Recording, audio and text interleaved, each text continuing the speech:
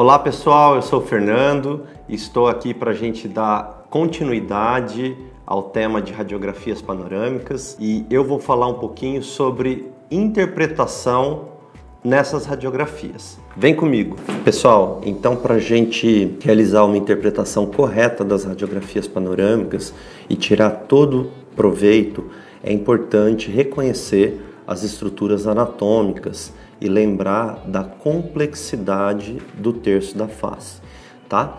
É também muito importante a gente lembrar que alguns artefatos estão associados ao movimento do aparelho e também do paciente. O posicionamento adequado é fundamental, então reconhecer erros de posicionamento se faz muito importante nesse momento, bem como lembrar da anatomia incomum de cada paciente. A dica aqui é que vocês tentem visualizar as estruturas de uma maneira tridimensional. Como que a gente faz isso? A gente imagina posicionando o filme como se a gente estivesse olhando aquele paciente de frente, tá? Eu gosto muito de atuar da seguinte maneira: eu imagino 3 imagens em uma. Então a panorâmica é como se ela fosse composta de 2 imagens laterais, direito e esquerdo, e uma imagem frontal, tá? Entre os caninos. Como que nós fazemos isso? Dessa maneira, né? Imagine uma teleradiografia, eu vou recortar nessa região de coluna, passando pela TM, o meato acústico, indo até a região dos incisivos aqui do mento e voltando até o assoalho de órbita, pegando todo o seio. Eu puxo essa imagem para cá, depois eu faço o mesmo para o lado esquerdo e depois nós fazemos uma anterior de canino a canino, pegando toda a fossa nasal. Vocês percebem como essa imagem lembra uma radiografia panorâmica? Então, lembra muito a radiografia panorâmica, tá? Hoje com muito mais nitidez, mais moderno, a gente não tem, a gente tem uma espessura de camada bem mais nítida, né? Que acaba diminuindo um pouco os efeitos de sobreposição, mas dessa maneira é possível a gente avaliar todas essas estruturas anatômicas.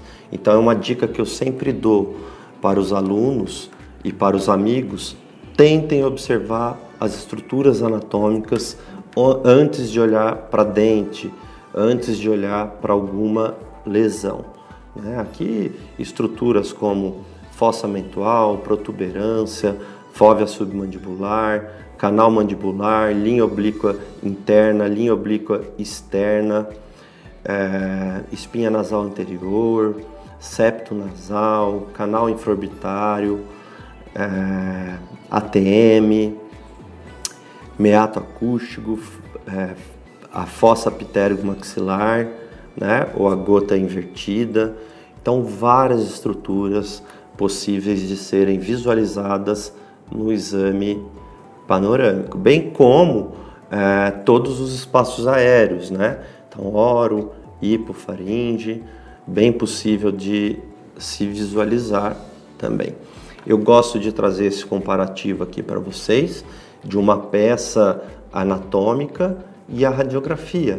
E as estruturas estão marcadas nas duas imagens, né? Então, eu pego aqui o 18 e o 18, espinha nasal anterior. O 17, o septo nasal. 19, concha nasal inferior. 13, assoalho de órbita. 22, túber da maxila. Aqui a gente tem o 7, né? Então ele está mostrando o arco zigomático, tá? Aqui a estrutura 6, a eminência articular. Se a gente vem para o outro lado, ó, tem o meato acústico, tem as vértebras aqui, ó, a parede posterior da faringe. Aqui a gente tem a incisura da mandíbula. Então, estruturas, a parede lateral da órbita está aqui também, estruturas que são facilmente identificadas nas radiografias panorâmicas.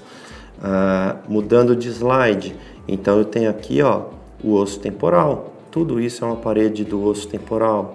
Aqui a gente tem o côndilo, aqui eu vou ter o canal infraorbitário, aqui a gente tem a cavidade nasal, aqui eu tenho o forame incisivo, aqui nós temos a fosseta mentual, aqui nos 8 eu tenho as espinhas genianas, né? No 24 a fóvea submandibular, no 2 a gota invertida, ou a fossa pterygomaxilar, aqui no 23 a cabeça da mandíbula, aqui no 31 a gente tem a abertura do canal mandibular e aquela estruturinha bem radiopaca no 32, que é conhecida como língula.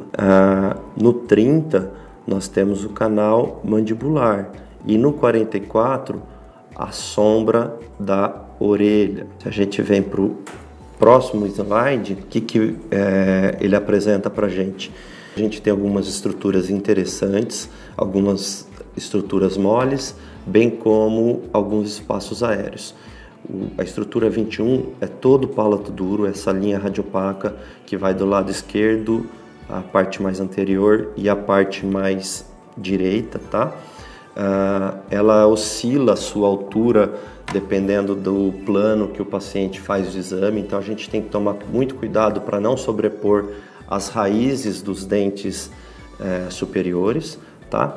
Depois eu tenho o palato mole, que é essa com o número 41, o dorso desse palato mole, e aqui para baixo no 42 eu tenho a úvula, que é a famosa campainha do palato mole, tá? 46 eu tenho toda a área de orofaringe, naso e depois orofaringe aqui, e aqui embaixo no 43 a hipofaringe.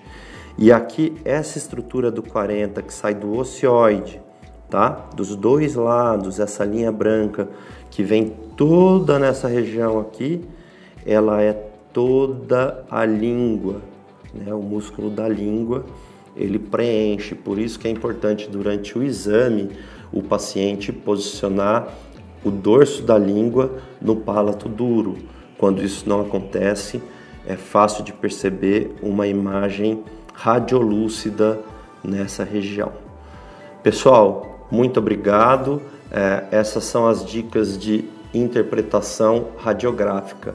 Sempre tentem procurar as estruturas anatômicas antes de olharem para dente, né? Antes de olharem para lesões, dentes inclusos.